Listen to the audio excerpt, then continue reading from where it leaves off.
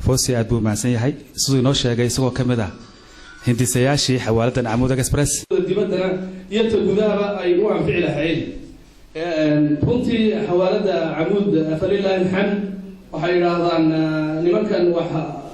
ودراسة رياضة مانتو وحي نقطة حقيقة بري ولذلك فكرتي أي بلابين وحي نقطة فكرة طبعا ووضعك كشغي سفل. marka ma aragtay la eego fikradda markii hore sida ay ku bilaabantay sanadkan ay xawaalada horta asaaskeedu ahaa 2011 bishii May baa la bilaabay fikraddii dibadda ka timidna waxa midhaheegii uu ka dhacay wadanka gudihiisa haddaan warbixin kooban idinka siiyo meelo badan bay maanta ka shaqeysaa xawaaladu khaasatan Somaliland falillahi alhamd dad badan oo aan warsanayna aad iyo aad bay tahniyad noo siiyeen markii ay arkeen xawaaladu inay la talaabsan karto xawaaladii inta oo sano jiray gaarsiin karto customerkeega iyo macaamiisheeda sida ugu dhaqsaha badan leh marka la dhigaba inay maaragtay gaari doonto runtii waxa horumar badan baa maaragtay iyo tahniyada badan baa nooga yimiday gudaha iyo dibadda taasi waxay ku tusinaysaa ummad waliba marka ay isku tagtay inay horumar badan sameynayso hadii ay ka dhab sheegaan waxyaabaha ay qabato xawaalada Amuud ee ay runtii kaga duwan tahay xawaaladaha kale amaba ay ku soo gorirtay khaasatan meelaha aan joogno waxa kamid ah in ay tashiilaad u sameysay soo ururinta tabarucaadka dadka ku dhibaataysan wadanka ka qayb qaadashada horumarka wadanka salaadiinta waxgaradka culimada iyo bulshada inteeda kale ee mushtarka dumarka dhamaantiin aad baad salaamaya runtii iyo waxayna tusaysaa wixii aan sameynay ku muddo raadinayna inay hirgash aad baad u mahadsantiin haddaan wax yar idinka taabato markii aanu aasaasnay iyo sidaynu ku aasaasnay runtii talo badan iyo wiilal dhalinyaro aad u wada maskax furan dhammaantooda nin walba meel cararayo ayaanu isku nimid markaas waxaanu dheeray baad dee wax samaysaan dadkana u faa'iideeya idinkana wax idin ah runtii muddo badan markaanu tashanay iyo isku imaad badan waxay suurtowday in aanu arrintan wax business aad u sameyno markaynu isku danay dhammaanteed waxay noqotay inay noqoto xawilaad Amuud inaanu asaasno runtii way hirgashay aad baan ugu faraxsanahay xagga maanta marayso waxaan dareensanahay fikirkayga inaanu qasaarin laakiin meel weyn oo marayo runtii sanadkii la asaasay waa kii aan idin sheegay oo sanadkan u baahay muddo yar baa ka soo wareegtay hadda dacalada dunida meelo badan baanu ayaanu wax ka dirnaa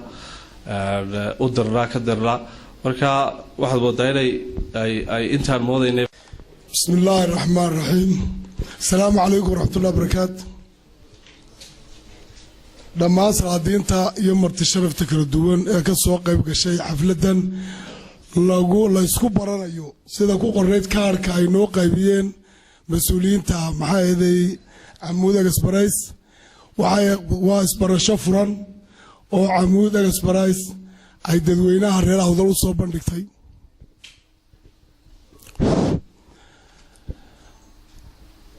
marka dhammaantiin waad mahadsantiin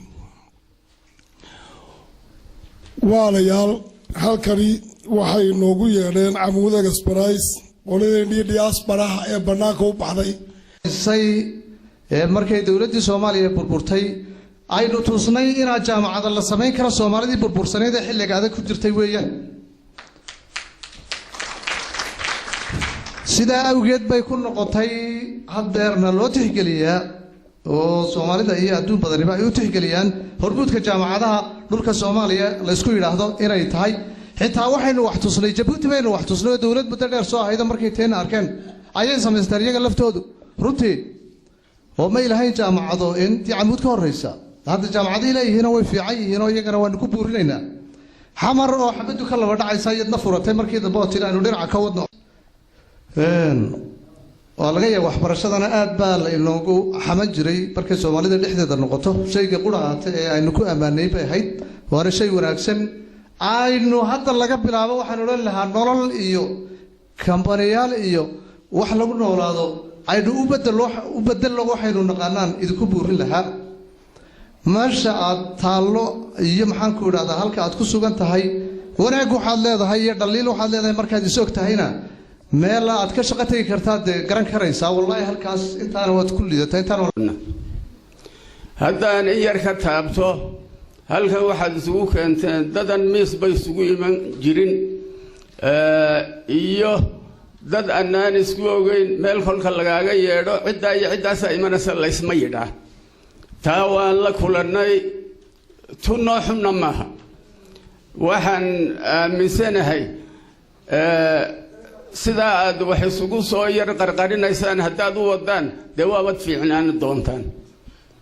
rag fiican baabad noqon doontaan sidaa haddaad wax u wadaysaan laakiin intaad annaga noo qariseen waa ka hadli doonaa haddeed baan kolkaan idinka idin tooydo aan hagaag idiin garta wey tahay nin baa yidhi 101 baan baani meesha ama nin joogaa lagu sirayaa buu yidhi kii kale ama nin maqan baa lagu sugayaa imika kuraastu inay maran tahay waa arkaysaan aan ka hadlayaa halkaasaan dareenka ka qaadanaya taa markaan dhaafo to hadda aan idinku nacsanahayna maaha inaad wax noogu dhex darteen baan idin tusaya waxa weeye dhowr qodoboo la yidhi waan midba sidiisaan uga hadlayaa gabdhaha ammaantooda gabayaaban anu ka tiriyaaba mudan siinayo wixii aamin loo bogee ammaan badan loo fidshaba ayaama intuunan jirin waxaa caku soo ifbaxa midkii hore iilka dhiga dhaqaalaha aynigana adeegeen iyo qorshaha hadday dahabshiil ahayd mid loo wada uursamaa camuud baa aamus tidhi astaantiyo daacaddiyo aqoon tabantaabintiyo macmiilka ilaalintiyo awooddiyo howlgalkaa shaqada edebtood noqdo bulshada ubax loo sidaa waxay kugu aaminaan daryeelka lagu igmado sidaad u abaabushee astaanta xawaaladaha arlada midig ka jira aqoontooda iyo kartida markay urursheen dhammaad camuud inay aasay tidhi ayaan dhowbaydin garan xawaaladan urursanee